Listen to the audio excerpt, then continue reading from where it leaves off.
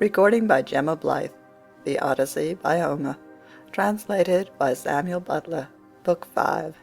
And now, as dawn rose from her couch beside Tithonus, harbinger of light alike to mortals and immortals, the gods met in council, and with them Jove the Lord of Thunder, who is their king. Thereon Minerva began to tell them of the many sufferings of Ulysses, for she pitied him away there in the house of the nymph Calypso. "Father Jove," said she, "and all you other gods that live in everlasting bliss, I hope there may never be such a thing as a kind and well-disposed ruler any more, nor one who will govern equitably. I hope they will all be henceforth cruel and unjust, for there is not one of his subjects but has forgotten Ulysses, who ruled them as though he were their father. There he is, lying in great pain, in an island where dwells the nymph Calypso, who will not let him go, and he cannot get back to his own country, for he can find neither ships nor sailors to take him over the sea.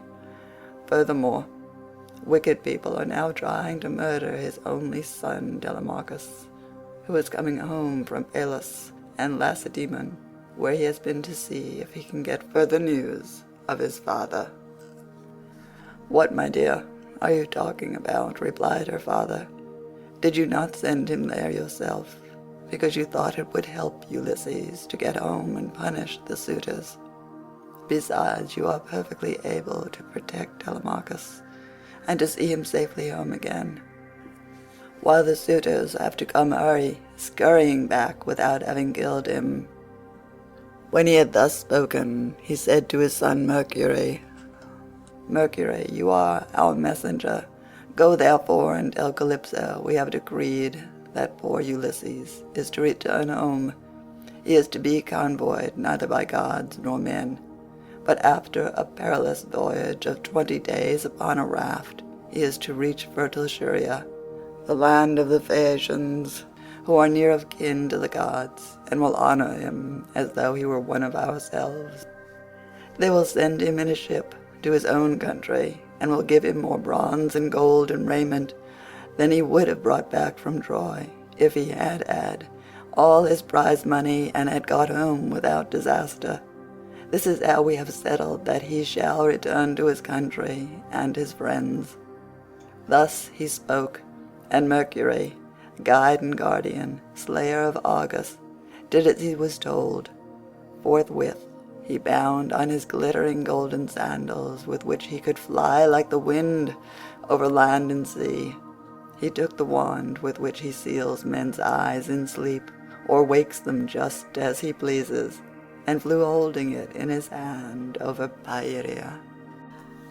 Then he swooped down through the firmament till he reached the level of the sea, whose waves he skimmed like a cormorant that flies fishing every hole and corner of the ocean, and drenching its thick plumage in the spray.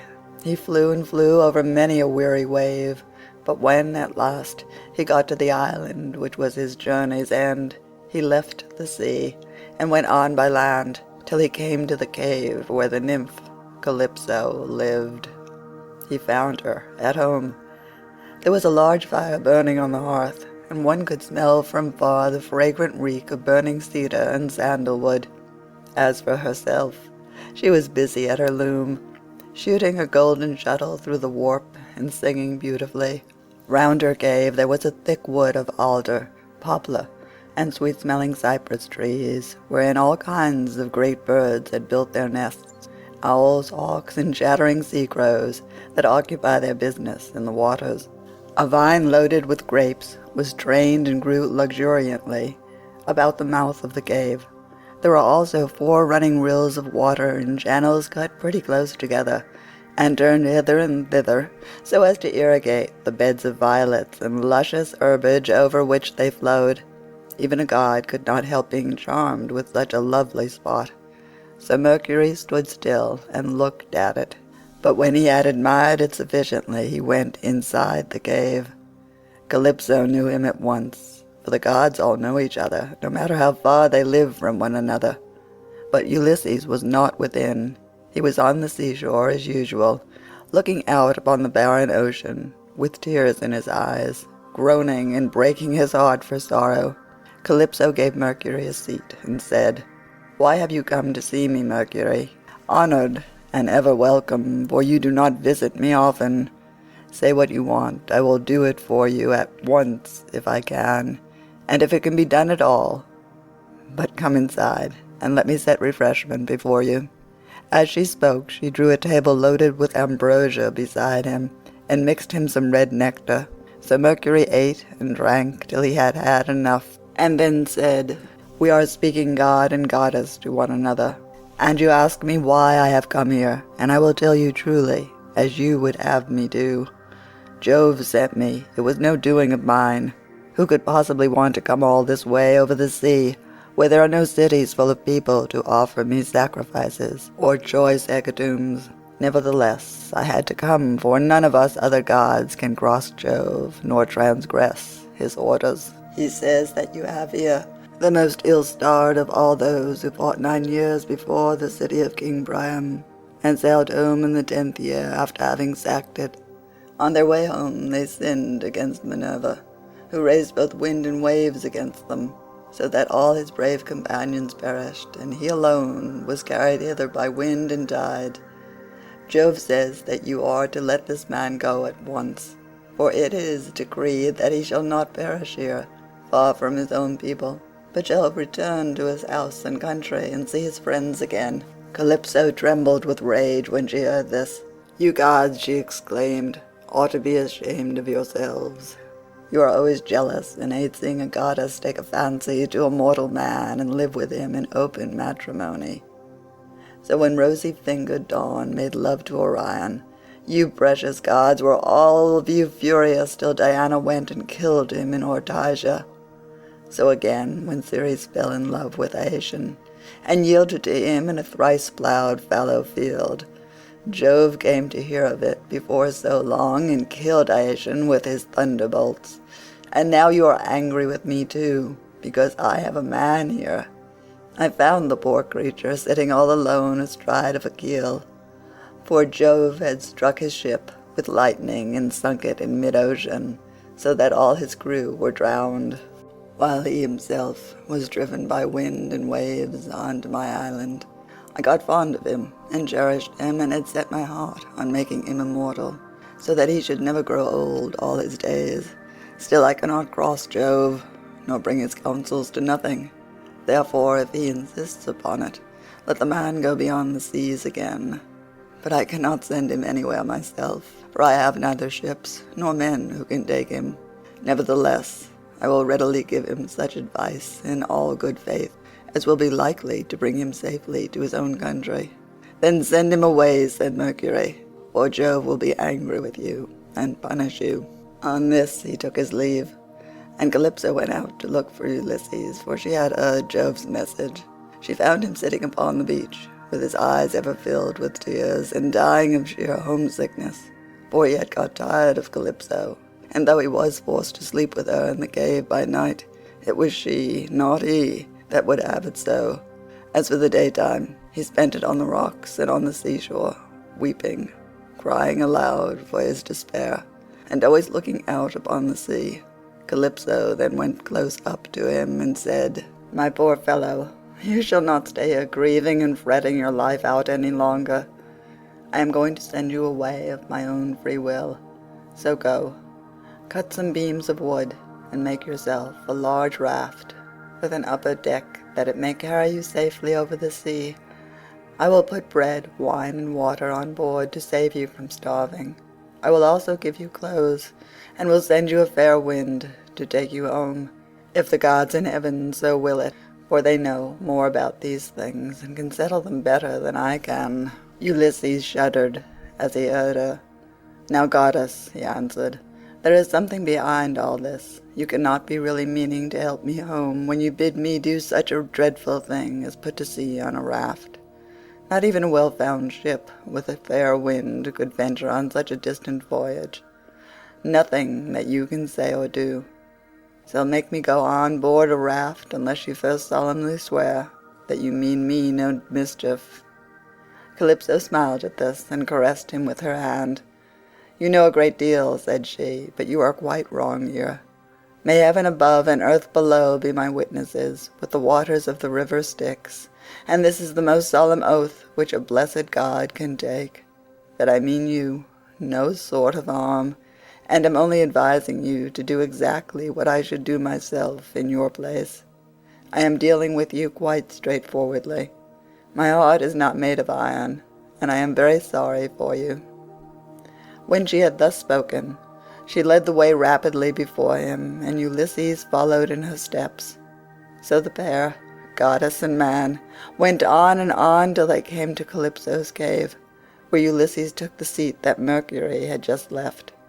Calypso set meat and drink before him, of the food that mortals eat, but her maids brought ambrosia and nectar for herself, and they laid their hands on the good things that were before them. When they had satisfied themselves with meat and drink, Calypso spoke, saying, "Ulysses, noble son of Laertes, so you would start home to your own land at once? Good luck go with you, but if you could only know how much suffering is in store for you before you get back to your own country, you would stay where you are. Keep house along with me, and let me make you immortal, no matter how anxious you may be to see this wife of yours, of whom you are thinking all the time, day after day. Yet I flatter myself that I am no whit less tall or well-looking than she is, for it is not to be expected that a mortal woman should compare in beauty with an immortal." "Goddess," replied Ulysses, "do not be angry with me about this. I am quite aware that my wife Penelope is nothing like so tall or so beautiful as yourself. She is only a woman, whereas you are an immortal. Nevertheless, I want to get home, and can think of nothing else. If some god wrecks me when I am on the sea, I will bear it, and make the best of it. I have had infinite trouble both by land and sea already, so let this go with the rest." Presently the sun set, and it became dark, whereon the pair retired into the inner part of the cave and went to bed. When the child of morning, rosy-fingered Dawn, appeared, Ulysses put on his shirt and cloak, while the goddess wore a dress of a light gossamer fabric, very fine and graceful, with a beautiful golden girdle about her waist and a veil to cover her head. She at once set herself to think how she could speed Ulysses on his way, so she gave him a great bronze axe that suited his hands. It was sharpened on both sides, and had a beautiful olive wood handle fitted firmly onto it. She also gave him a sharp adze, and then led the way to the far end of the island, where the largest trees grow, alder, poplar, and pine, that reach the sky, very dry and well seasoned, so as to sail light for him in the water. Then, when she had shown him where the best trees grow, Calypso went home, leaving him to cut them, which he soon finished doing. He cut down 20 trees in all, and adzed them smooth, squaring them by rule in good workmanlike fashion. Meanwhile Calypso came back with some augers, so he bored holes with them, and fitted the timbers together with bolts and rivets. He made the raft as broad as a skilled shipwright makes the beam of a large vessel, and he filed a deck on top of the ribs, and ran a gunwale all around it. He also made a mast of yardarm and a rudder to steer with. He fenced the raft all round with wicker hurdles as a protection against the waves, and then he threw on a quantity of wood. By and by Calypso brought him some linen to make the sails, and he made these too excellently, making them fast with braces and sheets. Last of all, with the help of levers, he drew the raft down into the water. In 4 days he had completed the whole work, and on the 5th Calypso sent him from the island, after washing him and giving him some clean clothes. She gave him a goatskin full of black wine, and another larger one of water. She also gave him a wallet full of provisions, and found him much good meat. Moreover, she made the wind fair and warm for him, and gladly did Ulysses spread his sail before it, while he sat and guided the raft skilfully by means of the rudder. He never closed his eyes, but kept them fixed on the Pleiades, on late-setting boots, and on the bear, which men also called the wain, and which turns round and round where it is, facing Orion, and alone never dipping into the stream of Oceanus, for Calypso had told him to keep this to his left. Days 7 and 10 did he sail over the sea, and on the 18th the dim outlines of the mountains on the nearest part of the Phaeacian coast appeared, rising like a shield on the horizon. But King Neptune, who was returning from the Ethiopians, caught sight of Ulysses a long way off, from the mountains of the Solymi. He could see him sailing upon the sea, and it made him very angry. So he wagged his head and muttered to himself, saying, "Heavens, so the gods have been changing their minds about Ulysses while I was away in Ethiopia. And now he is close to the land of the Phaeacians, where it is decreed that he shall escape from the calamities that have befallen him, till he shall have plenty of hardship yet before he has done with it." Thereon he gathered his clouds together, grasped his trident, stirred it round in the sea, and roused the rage of every wind that blows till earth, sea, and sky were hidden in cloud. And night sprang forth out of the heavens. Winds from east, south, north, and west fell upon him all at the same time, and a tremendous sea got up, so that Ulysses' heart began to fail him.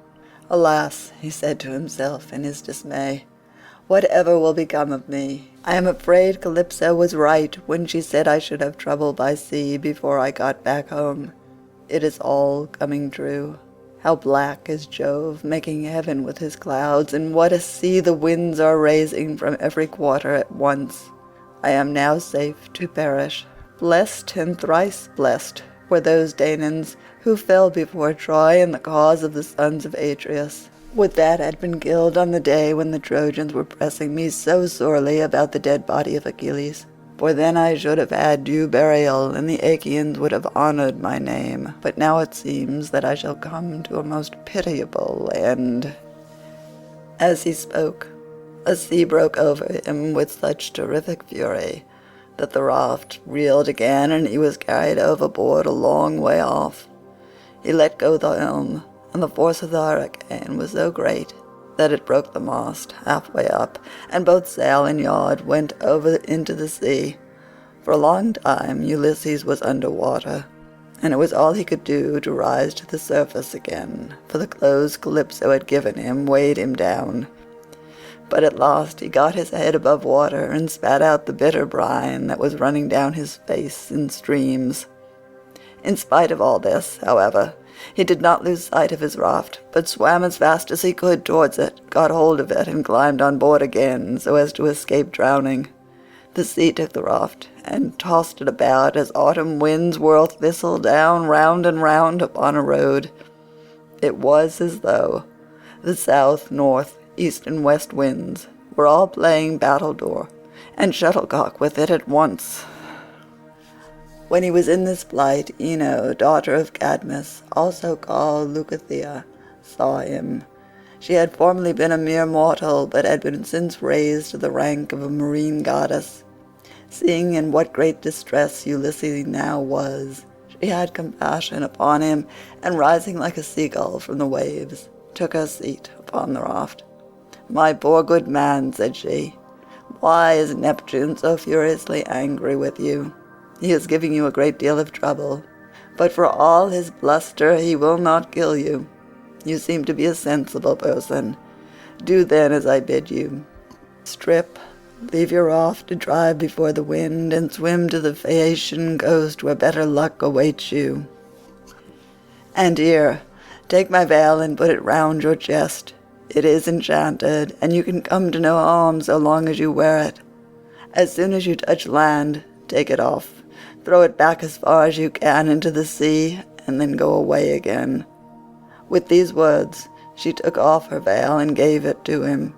Then she dived down again like a seagull and vanished beneath the dark blue waters. But Ulysses did not know what to think. "Alas," he said to himself in his dismay, "this is only some one or other of the gods who is luring me to ruin by advising me to quit my raft. At any rate, I will not do so at present, for the land where she said I should be quit of all troubles seemed to be still a good way off. I know what I will do. I am sure it will be best, no matter what happens. I will stick to the raft as long as her timbers hold together, but when the sea breaks her up, I will swim for it.